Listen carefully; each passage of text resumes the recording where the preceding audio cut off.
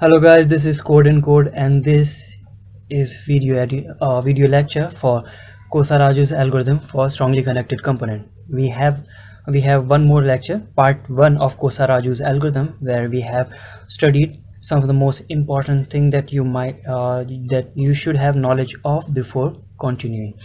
In this lecture, we are going to see why Kosaraju's algorithm work and the implementation of it, and also we are going to answer one question that we left in the part 1 of Kosaraju's algorithm. And of course, as you can see here, there is some news for uh, students for competitive programming, and that I'll be telling you after the lecture ends. So let's continue.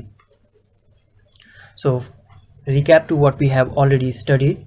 First, we have already studied that what is transposed graph and the strongly connected the transposed graph and the graph, the original graph, both have the same strongly connected component. Second, condensation graph, we have already seen that we have already seen and proved that the acyclic property of condensation graph. We have also proved this fact that outtime of Ci is greater than the outtime of Cj, where Ci and Cj are two strongly connected components if there is an edge from Ci to Cj.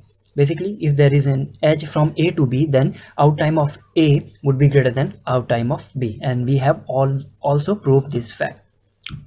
Now, when we left previous lecture, there was a question and we needed to know what is the order of execution of DFS. How to know that which strongly connected to make call for DFS, or basically which node to make call for DFS, and how to know that which strongly connected component is having 0 in degree. This was the basic question that we left in the previous lecture, and in this lecture we are going to answer that. Now, as you might already know, that Kosaraju's algorithm uses two DFSs. First first series of DFS, because it is possible that in one DFS you are not able to cover the whole graph, and the main thing is that you need to cover the whole graph. If I made a DFS call to any of the node of this strongly connected component, these 4 nodes will not be covered with that DFS call, because there is no edge that goes from here to here. So there will be series of DFS calls. Now, so Kosaraju's algorithm uses two different DFS calls.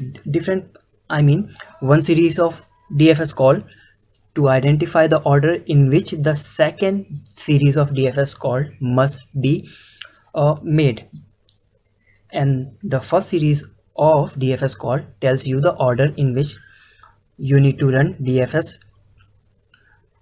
on the transposed graph to find the strongly connected component. Why is that so? Let me tell you. See, when we left, we know that if we run on the transposed graph, if we run DFS on the strongly connected component which is having 0 in degree, then only the nodes of that strongly connected component will get traversed. For example, this is a graph and this is its condensation graph, right? I have also mentioned their outtime of this strongly connected component is 14, outtime of this strongly connected component is 9, outtime of this strongly connected component is 6. So this is the condensation graph of that, and this is the original graph. Now here you can see this strongly connected component is having 0 in degree. If this is having 0 in degree, then we must make a DFS call. If we make a DFS call to either 5 or 7 or 6 in the transposed graph, then only these 3 nodes will get traversed, and that is our main goal, how to know to which node we need to make DFS call such that only those strongly connected component, only those nodes from that particular strongly connected component gets visited. Basically, each time we need to know which strongly connected component is having 0 in degree, right? Because this strongly connected component is having 0 in degree. If I make DFS call to this strongly connected component in the transposed graph, only this SCC will get traversed, and after that we'll remove it from this graph, and then you see this strongly connected component or this SCC has 0 in degree, and if I made DFS call to this node in the transposed graph, only this would be visited. So after that I'll erase this as well, then I'll be left with only this SCC, and you can make DFS call to any of the node in the transposed graph, and all of these will get visited. So the basic question was the order in which we should make DFS call, how to know which SCC is having 0 in degree. And for that we have this another claim. In the condensation graph, the node which is having the highest out time, these are the out times. In the condensation graph, the node which is the strongly connected component which is having the highest out time is the node with 0 in degree. So the node in the condensation graph of course represent a strongly connected component, right? So if there is a node with the highest out time, then the claim is that then that strongly connected component is having 0 in degree.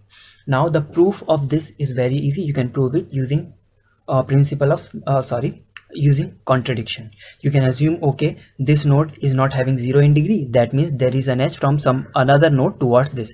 If that is the case, then that node would have higher out time than this, which contradicts the fact that this node is having the highest out time, and hence the assumption that we made that this node is not having 0 in degree is wrong. So this is a straightforward proof.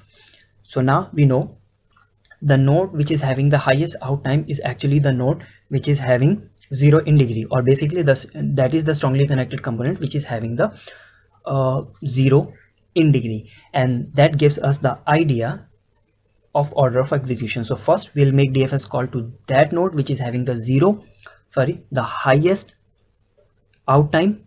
In this case it is 7 is having the highest out time, and then when you make a DFS call to 7 in the transpose graph, what would happen? This whole strongly connected component will get visited. So all of these will get visited. Then after 14, the next highest out time is 13, but this is already visited. 12, this is already visited. So 14, 13 and 12, which represent this strongly connected component.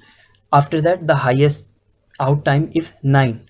9 represents this strongly connected component, which is actually the strongly connected component which will have 0 in degree after you remove this SCC, which was initially having 0 in degree.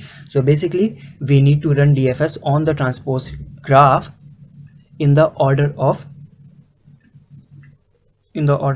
high to low out time. But the question is, the ordering of DFS becomes very easy. All you have to do is run a DFS and assign each node its out time.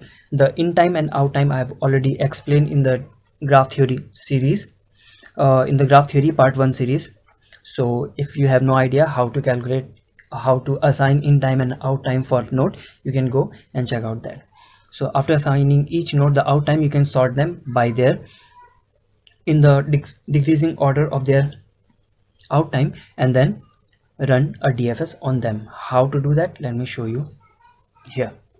So this basically this answers the question that how the first set of DFS actually gives you the order in which you need to run DFS in the second series of DFS. So first, suppose basically I need to sort them in increasing or decreasing order of their out time. In this, the Kosaraju actually sorts the node in increasing order of their time. So from main function, suppose you made a DFS call to node 1. So at time 1 you arrived at node 1, right? From here you made a DFS call to 2, which would have 2 the in time as 2. Now from 2 you would make a DFS call to 3. This would have 3 as in time. Now from 3 you can go to 1, but 1 is already visited, so there is nothing to do. You would leave this node. So basically you are going to leave this. Leaving time or exit time would be 4. Since you are going to leave it, so this would be the first node to leave, right? After that you reach to 2. There is no way to go from 2, so you would leave 2 as well. So when you are leaving 2, you are inserting it in the list, and hence this is having the higher time than 3. So basically they are being arranged in the increasing order of their exit time. Now from 2 you would reach 1, and from 1 there is nothing to do, so you would leave 1 as well. So 1 will be inserted in the list as well. Now this SCC has completed. So from main function you would make suppose you made a DFS call to this.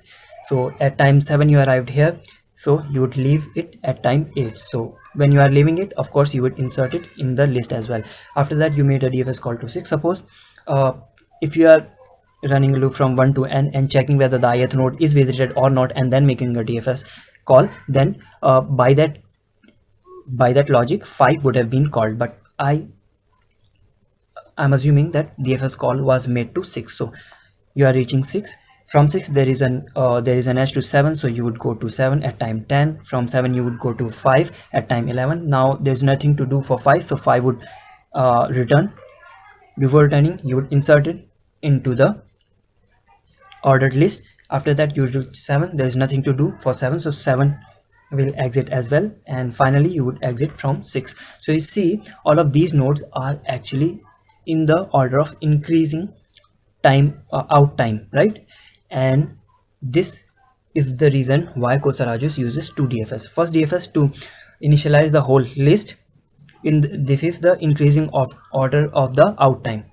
The nodes are sorted in increasing order of out time. And how it is done, let me show you. Here, this is AR, which represents the adjacency list. First of all, VI is the vector of int. Let me increase the font a bit. Yeah, VI represents vector of int. Basically it is a list. So AR is the adjacency list for graph, and TR is adjacency list for transposed graph. Now in the main function, what I'm doing, each time reading, there are t test cases. In each test case I'm reading n and m, the number of nodes, number of edges. After that I'm basically fleshing out all of the input from the previous test case, right? So I'm clearing the input from previous test case. After that, reading the edges.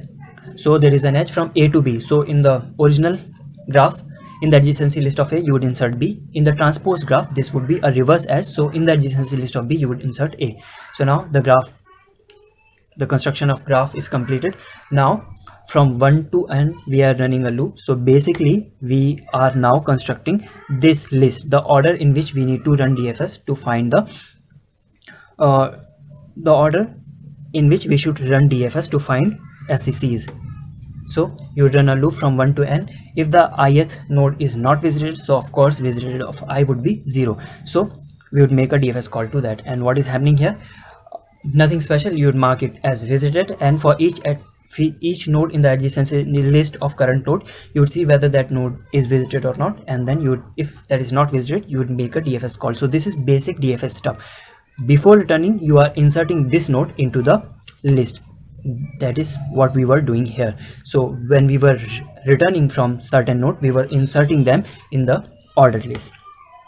So this is this represents your order in which the DFS should be executed to find SCCs. After that, what would happen? You would start from here. You would see 6. So you would make a DFS call to node 6. This is the second series of DFS, and this is to find out the strongly connected component. What would happen? You would make a DFS call to node 6. So when you would make a DFS call to node 6, what would happen? 6 would get visited, 7 would get visited, and 5 would get visited. So all of these 3 will get visited. 4 will not get visited because this DFS call will be making on transposed graph, right? So 6 will get visited, 7 will get visited, and 5 will get visited. But from 7 you won't be able to go here because there is a reverse edge. So the edge is from 4 to 7 because we will be running that on transposed graph. So this will get visited.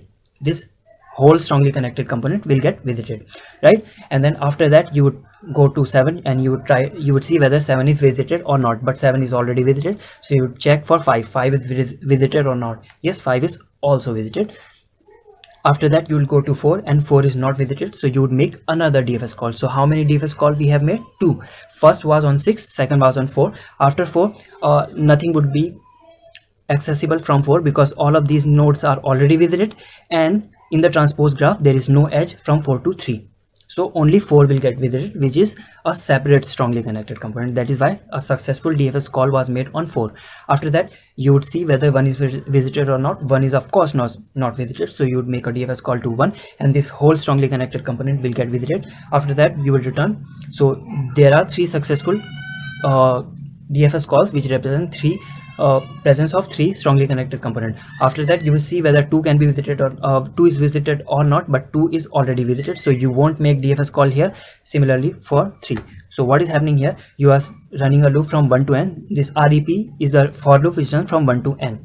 So I'm starting from the very last node. I'm checking whether the basically n minus ith node. When I is equals to 1, I'm checking for this, and I is equals to 2, I'm checking for this, and so on. So basically I'm starting from last.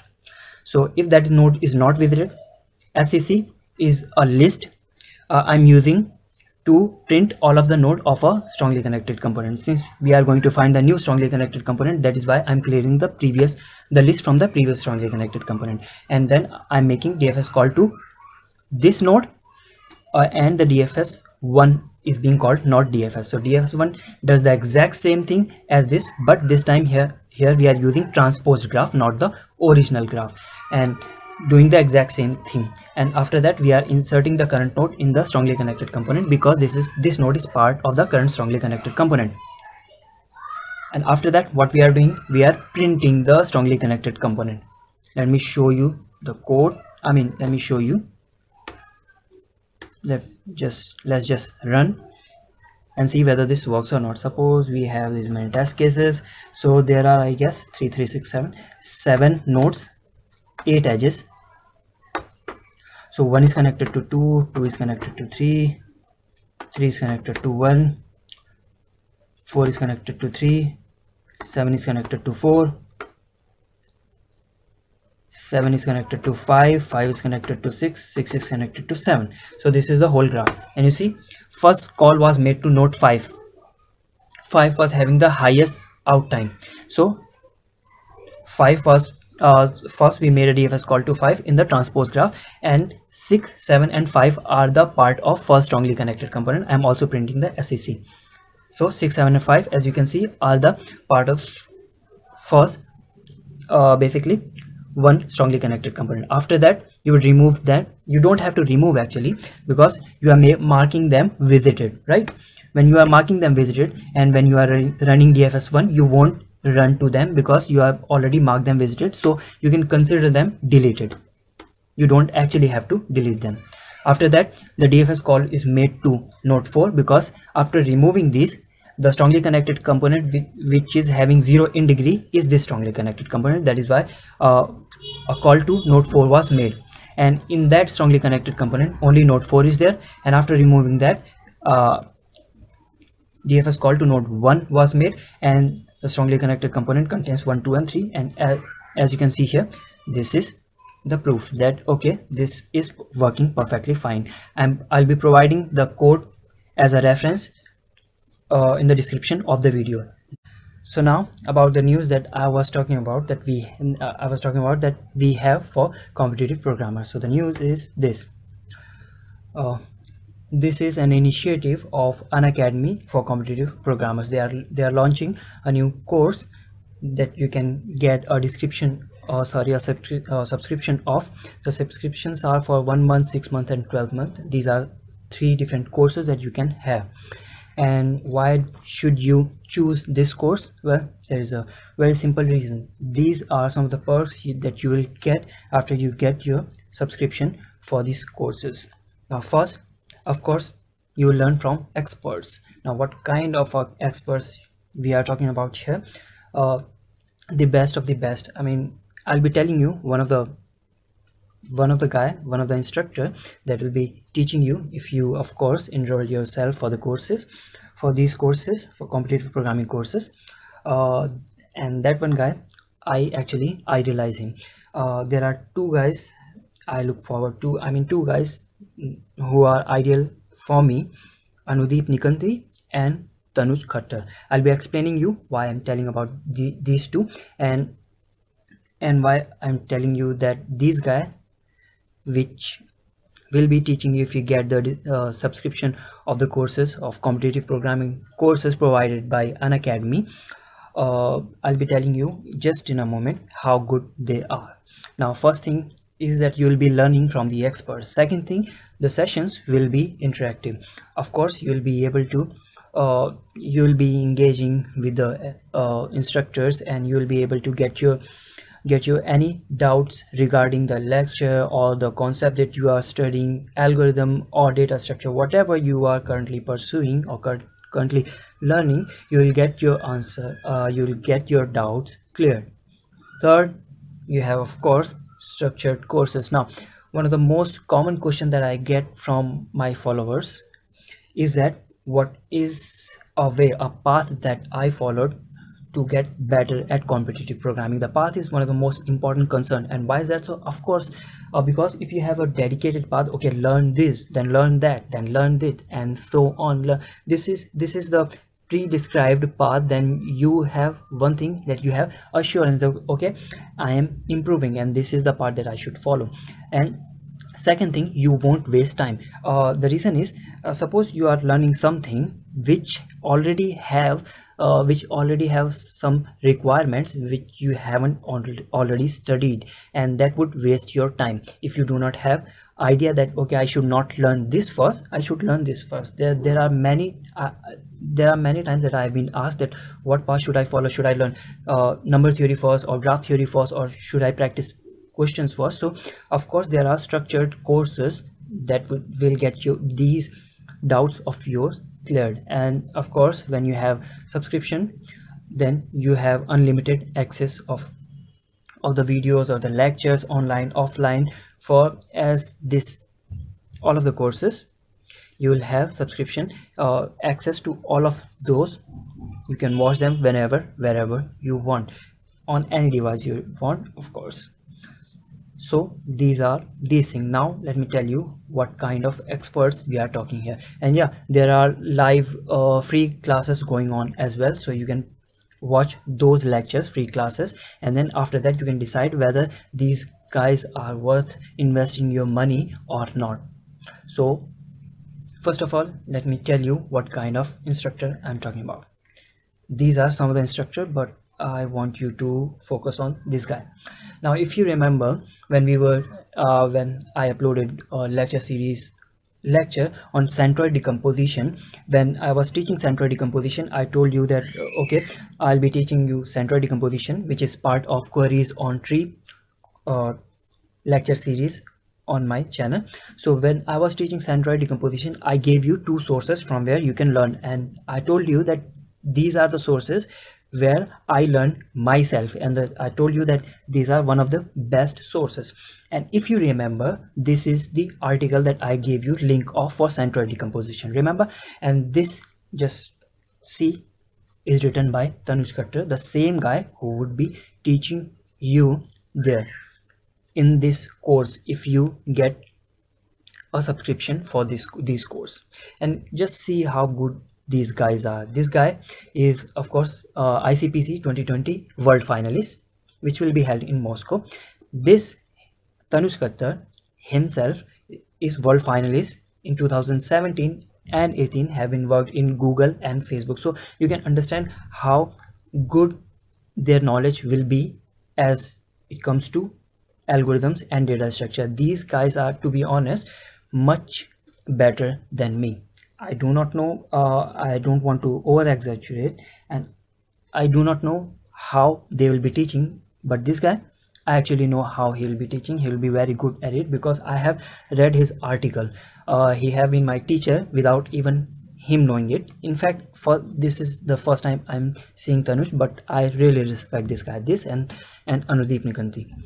So the instructors are really good, and the course that you will be enrolling, there are much more to get in the competitive programming. If you really want to invest your money for good, I think this course should be the first that you should consider for competitive programming. So this was all for this lecture. Thank you guys for listening, and till the next video drops, keep coding. Thank you.